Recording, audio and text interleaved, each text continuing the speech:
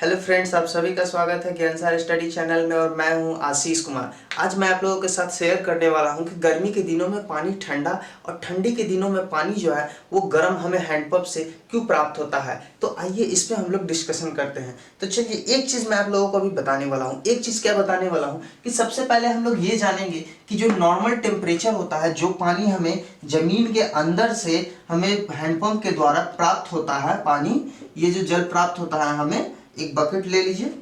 ठीक, इस बकेट में जो पानी आएगा, ये पानी का जो टेम्परेचर होता है, ये पानी का टेम्परेचर कितना होता है, तो इस पानी का टेम्परेचर 30 डिग्री सेंटीग्रेड सेल्सियस होता है। तो ये पानी का टेम्परेचर कितना होता है, 30 डिग्री सेल्सियस होता है। अब इसको समझने से पहले एक चीज और हम लोग एक छोटा सा चीज देखेंगे। तो देखिए क्या देखने वाले हैं। दो बकेट ले लीजिए, मान लीजिए कि ये एक है और एक ये है। इसमें भी जल है, इसमें भी जल है। इसका 35 डिग्री सेल्सियस, इसका 40 डिग्री सेल्सियस।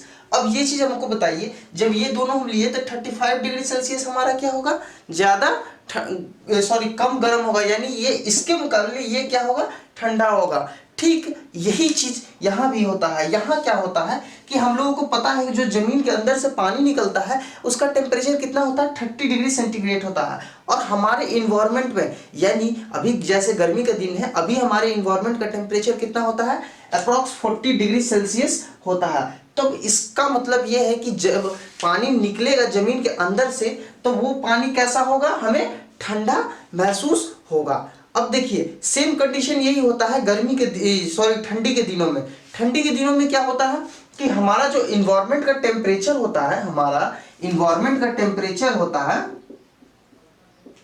ठंडी के दिनों में 20 डिग्री सेल्सियस से और नीचे भी जा सकता है। तो ये चीज हम लोग अप्रोक्स मानते हैं कि ठंडी के दिनों में 20 डिग्री सेल्सियस कोल्ड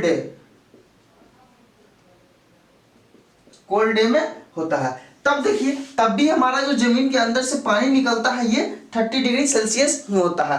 तब ये पानी हमें कैसा महसूस होगा, तब जब ये पानी अंडरग्राउंड वाटर ये हमें 30 डिग्री सेल्सियस मिला, तब इसका मतलब ये है कि ये पानी जो है ये कैसा होगा, हॉट होगा। और यही चीज अगर हम लोग ले लेते हैं इन्वायरमेंट का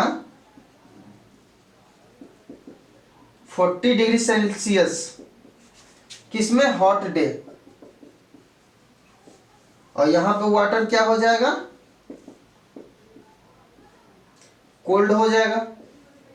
तो यही चीज मैं आप लोगों को समझाने वाला था। बस एक देखिए छोटा सा कॉन्सेप्ट है और कुछ नहीं है, बस एकदम छोटा सा कॉन्सेप्ट यही है कि हमारा टेम्परेचर पे ये डिपेंड करता है। जैसे ही हमारा टेम्परेचर कम हो जाएगा इससे, तो ये पानी हमारा गर्म हो जाएगा, और जैसे ही टेम्परेचर हमारा बढ़ जाएगा तो ये पानी हमारा ठंडा होगा। तो ये चीज आप लोग उम्मीद है कि अच्छे से समझ गए होंगे कि पानी जो है वो ठंडा और गर्म हमारे इन्वायरमेंट के टेम्परेचर के कारण होता है। अब एक चीज और, जैसा कि हम लोग का पानी जो घर में आता है पंप के द्वारा, तो वो जो पाइप्स होते हैं उस पाइप्स में गर्मी के दिन में पानी बहुत ज़्यादा गर्म हो जाता है। तो वो ऐसा इसलिए होता है क्योंकि इन्वायरमेंट का हमारा टेम्परेचर अधिक होता है, जिसके कारण ये पानी भी हमारा हॉट हो जाता है।